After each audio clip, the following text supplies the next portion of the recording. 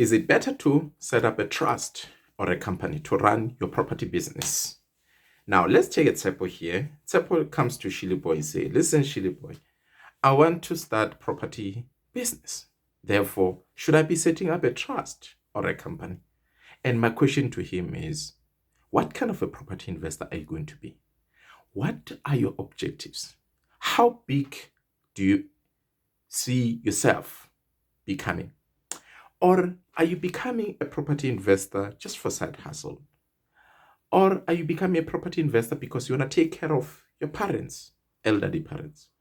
Or are you becoming a property investor because you want to look after your little ones, school fees, extramural activities, maybe sometimes go on a holiday trips twice, 3 times a year?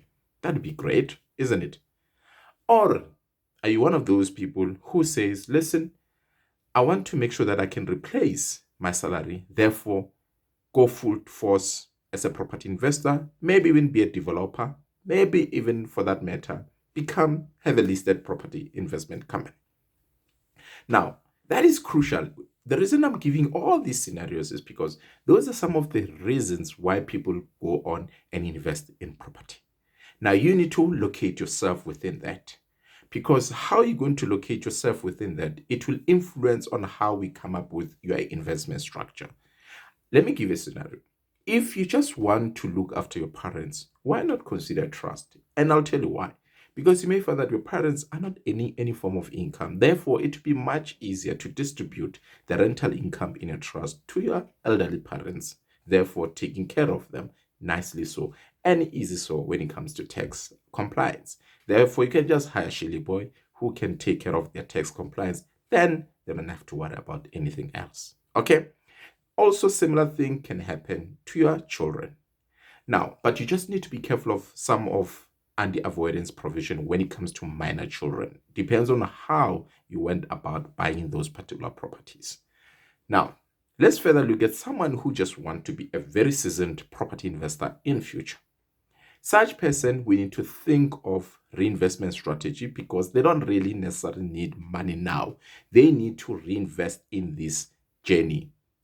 And of course, we also need to think of current income tax implications. We need to think of running business efficiently. What is an ideal structure? And we also need to consider who are his partners. Is he going sole, or for that matter, as co-investors that he is going on with? It might be easier for that matter to consider having company because then you can split the shareholding from that angle. Okay. And then we also need to consider long-term implications, things like estate duties, potential capital gain tax in future.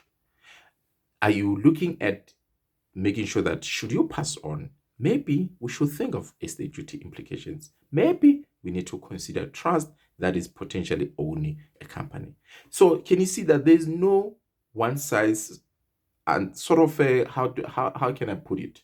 There's not a one answer that can actually satisfy or fit all the scenarios.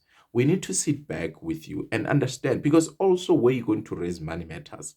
Some people, as they become big and big, they raise money to places like pension funds and things like that. Or they may end up raising money from stokvels. How are you going to distribute money back to the stokvels matters, right? If let's say it's a group of you guys having all these and wanting to invest, but because you want to distribute this money immediately, it matters then. Can you see that it might even be expensive to establish a very same company? Why not consider a partnership? Can you see? Because of what flow through tax principles. So it's so important to sit down with a tax advisor to say, for every transaction or every scenario, what could potential tax implications be, or what is a more commercially viable strategy that we can, because the very important thing here is to analyze from commercial viability. Tax is even the last thing that we actually even consider. We need to firstly look at things from commercial viability. What is a suitable commercially viable structure we should be considered? Tax can be it's a secondary thing. However, the commercial viability of your deal matters. What is this purpose?